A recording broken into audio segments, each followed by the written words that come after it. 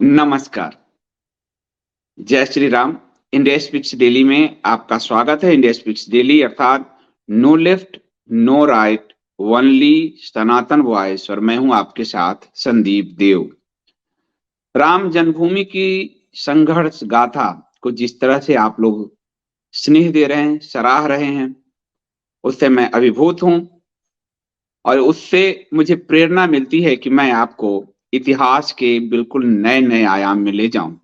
जो आज की युवा पीढ़ी है, उसको इतिहास, क्योंकि वो वीडियो की पीढ़ी है, तो उसको इतिहास वीडियो के रूप में मिले। और काफ़ी लोग मुझे कह रहे हैं कि आप इस पर पुस्तक भी लिखिएगा। यदि आप लोगों का स्नेह इसी तरह रहा तो मैं पुस्तक भी लिखूँगा। जो लेफ्ट हिस्टोरियंस हैं, इस्लामिस्ट हैं, उन्होंने कोर्ट के समक्ष कई तर्क रखे। उसमें कुतर्क था कि मुगल एरा में बाबर को कहा जा रहा है कि मस्जिद तोड़ा, तो बाबर से पहले भी तो काफ़ी मुस्लिम रहे, पूरा दिल्ली सल्तनत रहा।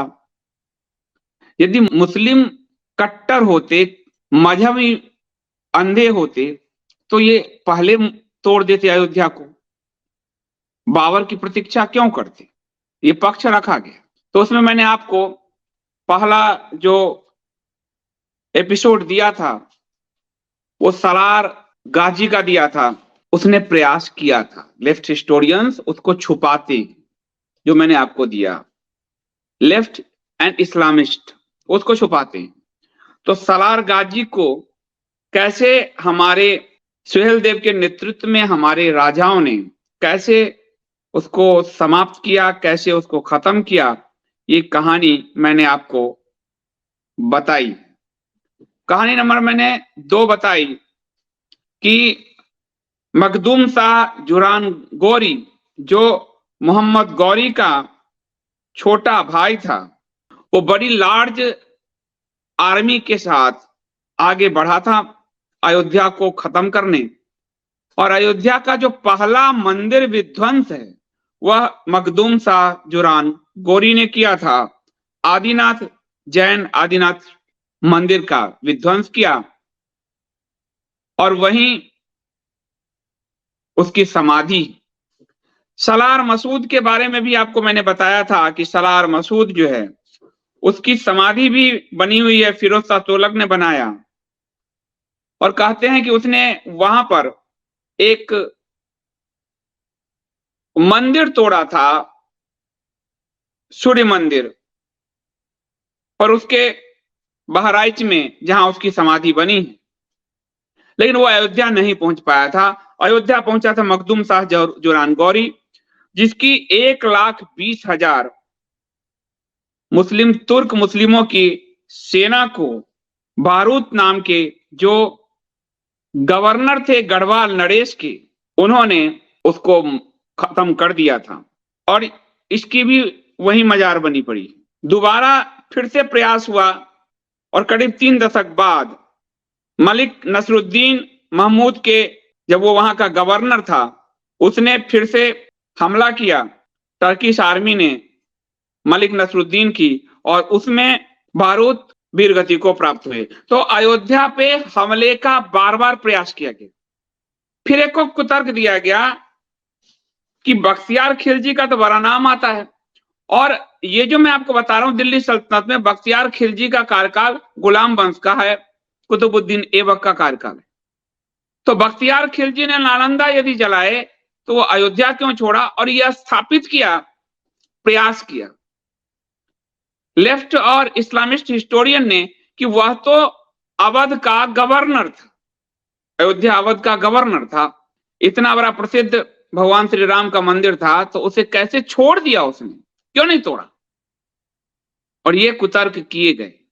आपको हिंदी साहित्य में कमलेश्वर जी का नाम आपको मिलेगा।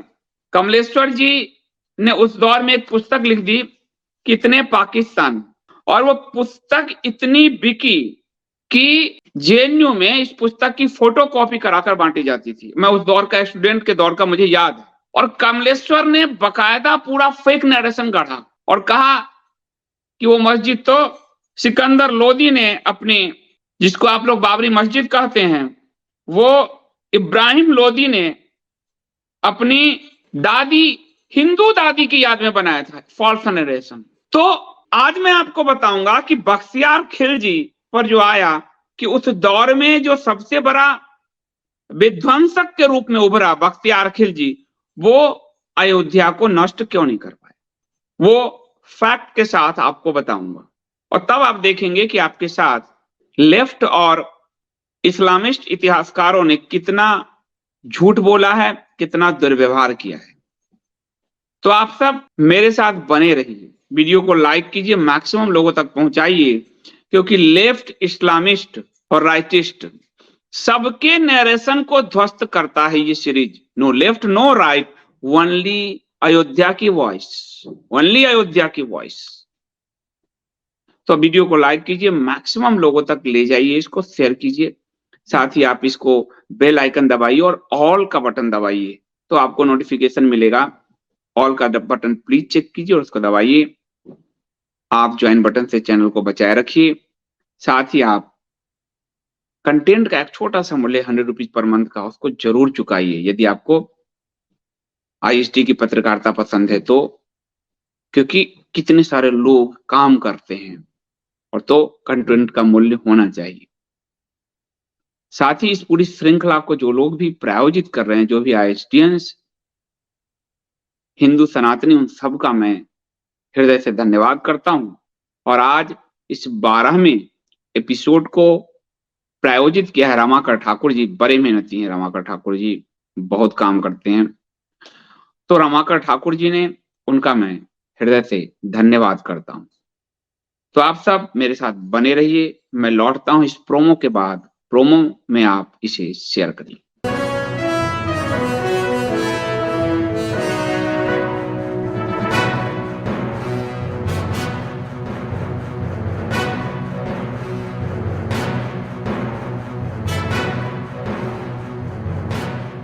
तो चलिए हम चलते हैं बख्तियार खिलजी के बारे में।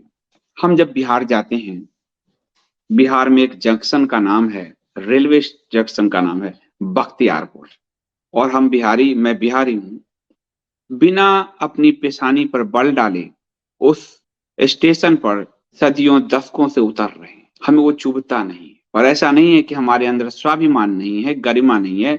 चुभता इसलिए नहीं है क्योंकि हमें बख्तियार खिलजी का इतिहास पता नहीं। बख्तियार खिलजी के साथ नालंदा और विक्रमशिला विश्वविद्यालय जुड़े। नालंदा और विक्रमशिला विश्वविद्यालय को उसने तबाह कर दिया था। उस समय दुनिया का सबसे बड़ा विश्वविद्यालय नालंदा विश्वविद्यालय था, और ये एक आवासीय बौद्ध विश्वविद्यालय था। उस समय वह 600 साल से ज्ञान का, पूरे एशिया माइनर, वर्ल्ड माइनर का, पूरे वर्ल्ड का वो ज्ञान का केंद्र बना हुआ था। 10,000 विद्यार्थी रहते थे वहां, पढ़ते थे, और 3,000 आचार्य शिक्षक थे वहां। मशहूर चीनी यात्री वैनसांग 7वीं सदी में यहां आकर वो खुद पढ़ा, खुद पढ़ाया।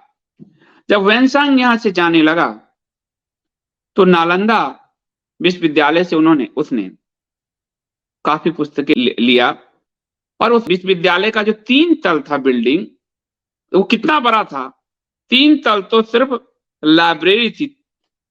उस 3 बहुमंजिला इमारतें सिर्फ पुस्तक थी, बहुमंजिला इमारतें, 3 इमारत तो सिर्फ पुस्तक थी, और वो बौद्ध शिक्षा का बहुत बड़ा केंद्र था। बौद्ध शिक्षा का मैंने कुमारिल भट्ट के समय बताया, कुमारिल भट्ट ने भी नालंदा में ही आके ज्ञान प्राप्त किया था। आचार्य शंकर के साथ जो शास्त्रार्थ करने पहुंचे थे, मैंने आपको आचार्य शंकर की जो 54-55 वीडियो की श्रृंखला दी है JWSD पर, जर्नी विद संदीप देव पे, उसमें जाके देखिए, जिसमें अपने बौद्ध गुरु को शास्त्रार्थ में परास्त करने के कारण कुमारिल अग्नि में प्रवेश करते हैं जीवित। तो 600 साल से, उस समय जब बख्तियार पहुंचा था उससे पहले 600 साल से उन ज्ञान का सबसे बड़ा केंद्र था। और जब वेनसांग, एक कथा आती है कि वेनसांग जब वहां से चला तो कई बैलगाड़ी पर उसने पुस्तक लाद लिया, और जो गुरु थे, जब वो चीन की तरफ जा रहा था तो गुरु ने कहा अपने एक शिष्य से कि इनके साथ जाओ, इनको नदी पार कराओ। जब वेनसांग गया तो बहुत विशाल बारिश होने लगी और नदी की जो उफान है, विशाल उफान, वो उफरने लगा। वेनसांग क्या करे? जो केवट था नाव का संचालक, उसने कहा कि हमें पुस्तक फेंकने पड़ेंगे यदि हमें बचना है तो। वेनसांग बहुत दुखी हुआ, आंखों में उसके आंसू आ गए कि पुस्तक कैसे फेंकूं। जिस पुस्तक को देखता उसे ही कहता ये तो बहुत जरूरी है, जिस पुस्तक को देखता कहता उसे ही इसे बहुत जरूरी है। मुश्किल से कुछ पुस्तक फेंक पाए, वो फेंक नहीं पा रहा था। वह जो भिक्षु उसके साथ आया था उसने कहा कि गुरुजी आप चिंता न करें, आपकी ये नाव और ये पुस्तक उस पार जाएगी। और उसने प्रणाम किया और खुद उस नदी में वो कूद गया। उसने अपने प्राणों की आहुति दे दी कि पुस्तक बचा रहे। लेकिन एक ऐसी उज्जड़ सभ्यता, इस्लामिक सभ्यता, जिसको ज्ञान से कोई मतलब नहीं है, जो ज्ञान को अपना शत्रु मानता है और उसे लगता है कि ज्ञान यदि लोगों तक पहुंच गई तो ये जो 14, 15, 100 साल का झूठ है वो ढह जाएगा। इसलिए दुनिया के हर कोने में, स्पेन में, फ्रांस में, सब जगह नालंदा और विक्रमशिला उदाहरण है। उसके बाद ये दुनिया में हर जगह पुस्तकें जलाते रहे, क्योंकि ये ज्ञान के धरातल पर टिक नहीं सकते। तो इसलिए बख्तियार खिलजी जब नालंदा पहुंचा तो उसने बहुत बड़ा किला देखा। इतना बड़ा किला था और वह जो है उसके साथ दो और भाई सिपह सालार इस्लामिस्ट थे, शमशामुद्दीन और निजमादीन। जब वो पहुंचा तो उसको लगा ये बिहार का किला है, इस किला को जीतना है। जंग शुरू हुई, पीछे के दरवाजे से उस किला में घुसा, किला पर उसने कब्जा किया। सबको देखा मुंडे हुए ब्राह्मण, वो ब्राह्मण समझता था, ब्राह्मण शत्रु, घुटे हुए सर के ब्राह्मण वहां हैं, उन सबका कत्लेआम कर दिया और उसने पूरे पुस्तक में आग लगाई। बाद में चला वो किला नहीं है, बाद में पता चला वो तो विश्वविद्यालय है। यानी वो वैभव सोचो कि एक किला नुमा विश्वविद्यालय, आज भी उतना बड़ा विश्वविद्यालय नहीं बनता, एक बीएचयू है हमारा, वो किला समझ कर गया। और वो जब किस पुस्तकों को जलाने लगा तो वहां के आसपास लोग ही नहीं बचे थे। लोगों को पकड़ के लाया कि बता इन पुस्तकों में क्या लिखा है। उस ज्ञान, सारे ज्ञानियों को उसने खत्म कर दिया, काट दिया, गाजर मूली की तरह उसने काट दिया। सारे लोग मारे जा चुके थे और वह विश्वविद्यालय महीनों वर्षों जलता रहा। बाद में भी नालंदा की धरती से जले हुए राख मिले। ऐसा दुर्दांत, निर्दय हत्यारा। और इसके बाद वो विक्रमशिला गया, विक्रमशिला को उसने बर्बाद किया। उसने अयोध्या को कैसे छोड़ दिया? और लेफ्ट हिस्टोरियंस ने, इस्लामिस्ट ने, हिस्टोरियंस ने ये तर्क दिया कोर्ट में और मीडिया में, अखबारों के जरिए लेख में, कि बख्तियार खिलजी अवध का गवर्नर था तो उसने कैसे छोड़ दिया। अब इसका जवाब आपको मैंने कई पुस्तकों में ढूंढा, खुद हमारी ही विचारधारा के कई लेखकों ने लिख दिया कि वह अवध का गवर्नर था। ये इतना लेफ्ट और इस्लामिस्टों का ऐसा कब्जा रहा। और अभी नहीं लिखा, पुराने समय 1930-34 की पुस्तक तक में लिख दिया बख्तियार खिलजी अवध का गवर्नर था। अब जब अवध का गवर्नर वो साबित हो जाएगा तो अयोध्या छोड़ कैसे दिया? तो इसी से वो साबित कर रहे थे कि इस्लामिस्ट कोई मंदिर नहीं तोड़ते, वो तो बाबर ने खाली जगह पे बनाए। जबकि वो आपको एक नरेशन मैंने ध्वस्त करके आपको दिया जो कोर्ट में किशोर कुणाल की पुस्तक से, कि बाबर ने नहीं, औरंगजेब ने तोड़े थे। बहुत डिटेल नहीं दिया था लेकिन दिया था आपको। अब दूसरा कि बख्तियार खिलजी जो है वो नॉर्दर्न अफगानिस्तान का रहने वाला था। वह गजनी पहुंचा नौकरी की तलाश, और उन लोगों की नौकरी क्या थी? लूटपाट। वो देखने में बहुत भद्दा क्रूर था, वो मतलब घृणित व्यक्तित्व था उसका। उसके अगली शरीर, गंदे शरीर को देखकर खुद मुस्लिम सुल्तान ही उसको जॉब नहीं देते थे। वो इतना विभत्स, कुरूप, भद्दा था। चेहरे पूरे चेचक के दाग से भरे हुए, काले नाटे कद का, क्रूर, इतना घिनौना था वो। और घिनौने लोग ही घिनौने कर्म करते हैं। तो वो जब वहां पहुंचा तो वहां पे गजनी में उसको बहुत छोटी सी नौकरी दी गई। उसने कहा ये पसंद नहीं, और वो वहां से दिल्ली पहुंचा। उस समय दिल्ली में गुलाम वंश स्थापित हो चुका था, और उस दौर में मंदिर तोड़े जा रहे थे। कुतुबुद्दीन ऐबक ने जो जैन हिंदू मंदिरों को तोड़कर, विष्णु मंदिर को तोड़कर जो कुतुब मीनार बनाया, वो मंदिर तोड़े जा रहे थे। उससे पहले की 2 घटना आपको पिछले एपिसोड में बता चुका हूं, सलार का और गौड़ी का। तो मंदिर तोड़े जा रहे थे, कुतुबुद्दीन तोड़ रहा था। तो वो वहां पहुंचा, वहां भी उसको रिजेक्ट कर दिया कि तुम बहुत घृणित दिखते हो, ये सुबह शाम दरबार में तुम्हारा शकल देखना गंदा, जाओ यहां से भागो। वो वहां से बदायूं पहुंचा, उत्तर प्रदेश का बदायूं, और हिजबुरुद्दीन हसन अदीब वह बदायूं का गवर्नर था, उसके पास पहुंचा, उससे नौकरी की मांग की, और उसने पहली नौकरी बख्तियार खिलजी की यहां लगी। उसके बाद वो नागौर के गवर्नर अली नागौरी के चर्चा में आया, क्योंकि वो लूटपाट वाला था। तो कुतुबुद्दीन तक भी उसकी बात पहुंची और अली नागौरी तक भी। तो अली नागौरी ने उसको अपने उसमें शामिल कर लिया। अली नागौरी की मृत्यु के बाद उसे एक छोटा सा रियासत मिला, छोटा सा प्रदेश मिला, कसमंदी नाम से, पर वो ज्यादा फेमस नहीं था। फिर वो अवध पहुंचा। अब वो पहुंचा अवध, नागौर से वो अवध पहुंचा, और वहां वो मलिक हुसामुद्दीन अगुल बख्श से मिला। मलिक हुसामुद्दीन अगुल बख्श से मिला, जो अवध का कमांडर था। अब यहां पर लेफ्ट हिस्टोरियंस और इस्लामिस्ट कैसे खत्म होते हैं। मलिक हुसामुद्दीन अगुल बख्श वो अवध का और वाराणसी डिवीजन का कमांडर था, यानी अयोध्या और वाराणसी डिवीजन का वो कमांडर था। अगुल बख्श तक भी इसकी लूटमार की कथा पहुंच चुकी थी। वो उससे इंप्रेस हुआ और उसने उसको 2 छोटे क्षेत्र का गवर्नर बनाया। क्षेत्र का नाम था भगवत और भिवली, और ये दोनों वर्तमान मिर्जापुर डिस्ट्रिक्ट में। तो लेफ्ट हिस्टोरियंस और कम्युनिस्ट का ये थ्योरी ध्वस्त होता है, और हमारे भी कई इतिहासकारों का, कि बख्तियार खिलजी अवध का गवर्नर था, तो उसने राम मंदिर को क्यों छोड़ दिया। इतना क्रूर जिसको आप बताते हो, ये लोग कहते हैं। पहली बात, बख्तियार खिलजी अवध का गवर्नर नहीं था। अवध का गवर्नर था मलिक हुसामुद्दीन अगुल बख्श। बख्तियार के कंट्रोल में कभी अवध रहा ही नहीं, वो अवध का गवर्नर था ही नहीं, और इसलिए बख्तियार के कंट्रोल में कभी अवध यानी अयोध्या आया ही नहीं। और अब इसके कमांड में था पूरा।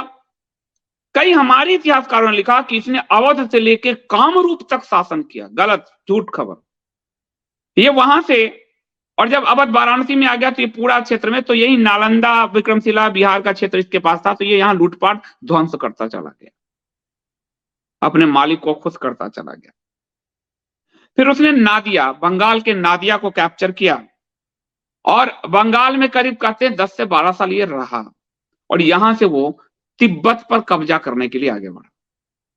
तिब्बत पर, नादिया के रास्ते में, नादिया से तिब्बत के बीच में कामरूप पड़ता है, जो आज का आसाम है। कामरूप, कामरूप के राजा को नादिया में को जो उसने कब्जा किया, नादिया यानी नवद्वीप भी नाम था उसका, वहां सिर्फ 18 घुड़सवारों के साथ ये पहुंचा था, और इसने इतनी लूटपाट मचाई कि राजा लखमनिया, जो बुजुर्ग शासक थे, वो बिना खाने पर बैठे थे, छोड़ के खाना भाग गए। राजा लखमनिया वहां से भाग गए, और बंगाल में जो धर्मांतरण का काम शुरू किया, वो इस बख्तियार खिलजी और काला पहाड़, ये 2 शासक आएंगे आपको, इसने शुरू किया। तो ये वहां से वहां कब्जा करके ये गया रहा, और फिर वहां से अब उसका मन हुआ कि अब हम तिब्बत तक कब्जा करें। बख्तियार ने जो बंगाल में एक कूच और मीच जाति थी, उसका एक प्रभावशाली नेता था अली मीच, उसको कन्वर्ट किया इस्लाम में तलवार के जोर पर, और अली मीच को उसने कन्वर्जन का काम सौंपा, मतलब उसका वो वफादार था।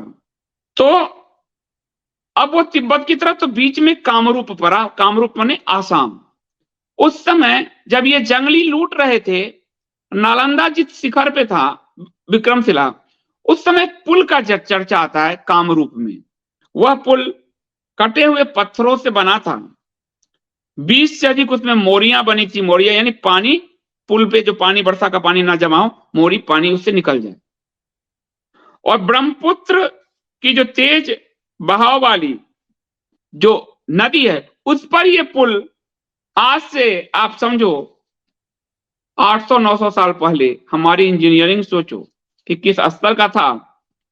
जब कामरूप के राजा को इसका पता चला, तो कामरूप के राजा ने कहा कि इसको तो सबक सिखाना पड़ेगा। ये बख्तियार के मौत की जानकारी आपको नहीं दी जाती, क्योंकि इतना बड़ा नरसंहारी।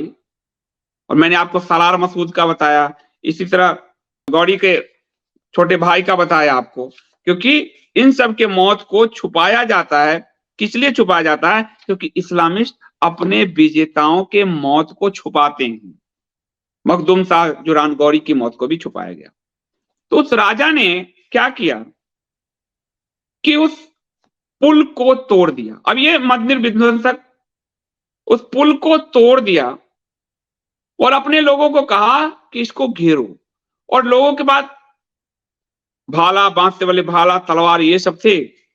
पूरे पहाड़ी हिंदू जमा हुए वहां पे कामरूप में, और उन्होंने, उसको अंदाजा नहीं था कि यहां तगड़ी कार्रवाई मिलेगी। डर के मारे वो एक मंदिर में छुपा। जो मंदिर ध्वंस करता था, उसको एक मंदिर में आश्रय मिला। डर के मारे वहां लूटपाट करने की कोशिश की उसने। 15 दिन तक जब पुल तोड़ दिया गया उस पानी के बहाव में, 15 दिन तक एक घास का तिनका भी, खाने को अनाज नहीं, उसके बचे हुए सैनिक घोड़ा को मार मार कर खाने लगे। ये हालत कर दिया राजा कामरूप ने, कामरूप के राजा ने। और ये किसी तरह लुटेरा वहां से भागा। हमला जब किया गया, घेर लिया गया, इसके बाद बचने का कोई तरीका नहीं था, तो किनारे किनारे होते हुए किसी तरह भूख से बिलबिलाता ये भागा, और देवकोट नामक जगह पर जाके ये बीमार पड़ गया। वह जो मीच जाति का कन्वर्टेड अली मीच था, वो अपने लोगों के साथ वहां पहुंचा। दो बात आती है। एक तो ये देवकोट में बीमारी से मर गया, ठीक है। जब दूसरा है कि मीच जब पहुंचा तो वो इतने शर्म से गरा जा रहा था बख्तियार खिलजी, क्योंकि उसके इस्लाम की आंधी ध्वस्त हो गई थी। एक राजा ने और कुछ आम जनता ने, अपने सैनिकों ने मिलकर, और वो भी बांस आदि से बने भाले से इसकी वो दुर्दशा कर दी थी। वहां पर जो महिलाएं थी देवकोट में, वो सब महिलाएं हिंदू पहुंची और उसको कोसने लगी, गाली देने लगी कि तूने जो कत्लेआम मचाया है, लोगों को मारे हैं, तू बहुत बुरी मौत मरेगा। तू बीमार क्या हुआ है, और तू बहुत बुरी तरह से मौत मरेगा। और वह इतना पीड़ित हुआ वहां से कि वो वहां से भागना चाहा। अली मर्दाना खिलजी नाम का उसका एक अमीर था, उसने उसको कंबल लपेटा और उसको खत्म कर दिया। तो दो चीजें आती, या तो वो बीमारी से मर गया, या फिर उसको कटार से उसके ही अमीर ने, अली मर्दान खिलजी ने, उसको खत्म कर दिया।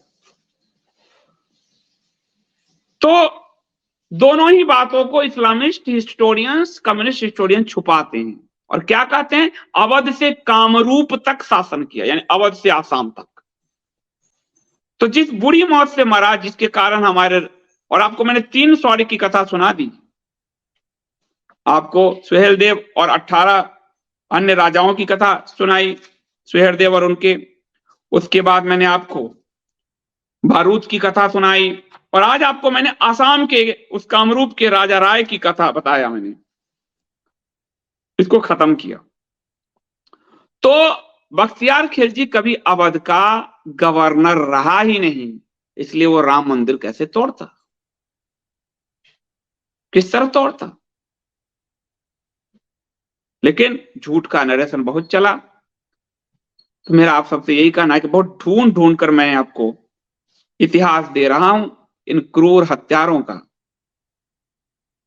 और अयोध्या हमारे, आपको बड़े राजाओं की इतिहास आपको दे रहा हूं, जो हमने बैटल लड़े, हमने जीते, हमने खत्म किए, 1,20,000 की सेना खत्म की।